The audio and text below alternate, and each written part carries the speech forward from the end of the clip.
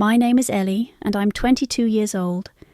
The sun was setting behind the hills, painting the sky in soft gold and orange as I walked through the small fishing village where I'd lived my whole life. Our house sat right by the harbour, a little cottage with chipped paint and creaky windows that rattled every time the wind blew in from the sea. I'd just finished tying my apron after a long day at the market when I heard the sound of footsteps coming up the path. It was my older brother, Nathan, his familiar lopsided grin lighting up his face like it always did when he was trying to charm his way out of something. Would you trust the people closest to you if they started acting strange? Stick with me. This story will make you question everything about trust and betrayal. "Dinner's almost ready," I called out as I stirred the pot on the stove. Nathan stepped inside, brushing off the chilly spring air. "You're late again," I added, not really upset, but more curious about what excuse he'd come up with this time. "Stopped by Maggie's shop on the way," he said, plopping a small brown parcel onto the counter. "Got some tea for Mum." I raised an eyebrow. "Maggie's? Since when do you care about tea?" Nathan shrugged, running a hand through his messy hair. "She needed help fixing her boat engine. Thought I'd lend her a hand. It's not like we're swimming in work right now." I wanted to ask more, but the kettle started whistling and I let it go. Nathan had been acting restless lately, always finding reasons to leave the house and coming back smelling like sea salt and something else I couldn't quite place. I figured he was just bored. He'd never been good at staying in one place for too long. That night at dinner, I couldn't shake the feeling that something was off. Mum kept glancing at Nathan, the lines on her face tighter than usual, but she didn't say anything. Neither did I. After dinner, I stayed up late, replaying his words in my head, trying to connect the dots. Nathan wasn't a liar, but he wasn't telling me everything either. Over the next few weeks, things settled back into their normal rhythm. I spent my mornings selling fresh bread and fish at the market, my afternoons tending the garden, and my evenings reading by the fireplace. But Nathan?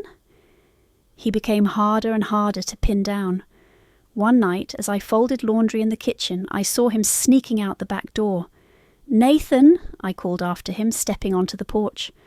"Where are you going?" He froze in the moonlight, caught in the act. "Just out," he said, not looking at me. "Don't wait up." Before I could press him for details, he slipped into the night. My stomach twisted with unease.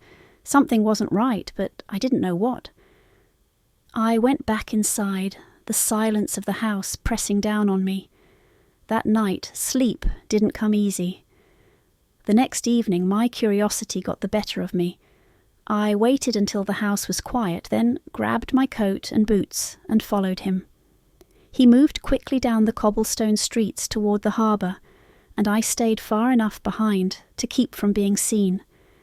My heart pounded in my chest as the salty sea breeze stung my cheeks.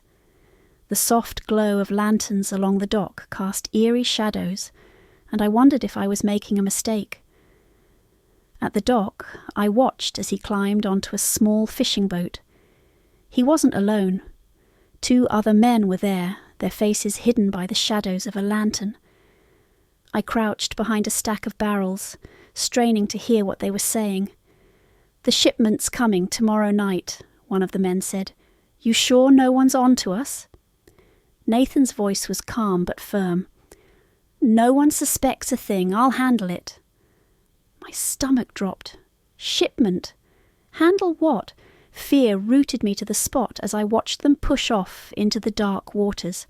I wanted to jump out and demand answers, but I couldn't. Instead, I crept back home, my mind racing with questions. That night, I barely slept, the sound of waves crashing against the rocks outside my window only adding to my unease. For days, I couldn't focus. I tried to distract myself with work, but the worry wouldn't go away. Was Nathan in trouble? Or worse, causing trouble? That night, as we sat by the fire, I finally confronted him. "Nathan, what's going on?" I asked, trying to keep my voice steady. He looked up from his book, startled. What do you mean?" "I saw you," I said. "At the docks. Who were those men? What shipment were you talking about?" For a moment he didn't say anything. Then he sighed and closed his book. "You shouldn't have followed me, Ellie." "Don't make this about me," I shot back. "You're hiding something, and I have a right to know what it is." Nathan's shoulders slumped. "It's not what you think. I'm helping someone who's in trouble. But if I tell you more, it could put you in danger." "I'm already in danger," I said softly. "You've been lying to me." His face softened, guilt flashing in his eyes. "I'll explain everything. Just give me a little more time." That wasn't enough for me. Over the next week, I kept a close eye on him. One night, I caught him sneaking out again, this time with a large bag slung over his shoulder. "Nathan," I called, stepping out from the shadows. "Where are you going?" He froze, then sighed. "Ellie, go back inside. It's not safe." "Not safe for who? You? Me? Tell me what's going on, or I'll go to the authorities." He hesitated before finally saying, "Fine." "You want the truth? I'm smuggling medicine to a village nearby. The government cut off their supplies weeks ago, and people are dying. We're just trying to help." Relief and fear crashed over me. "Why didn't you just tell me?" "Because if anyone finds out, it's not just me who's in trouble. It's everyone involved."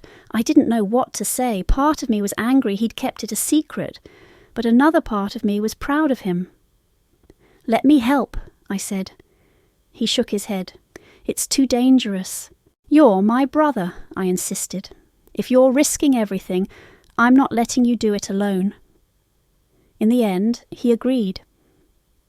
That night we loaded the boat together, moving quickly and quietly. The sea stretched out before us, endless and dark. As we sailed into the unknown, I realized something. Trust isn't just about having answers.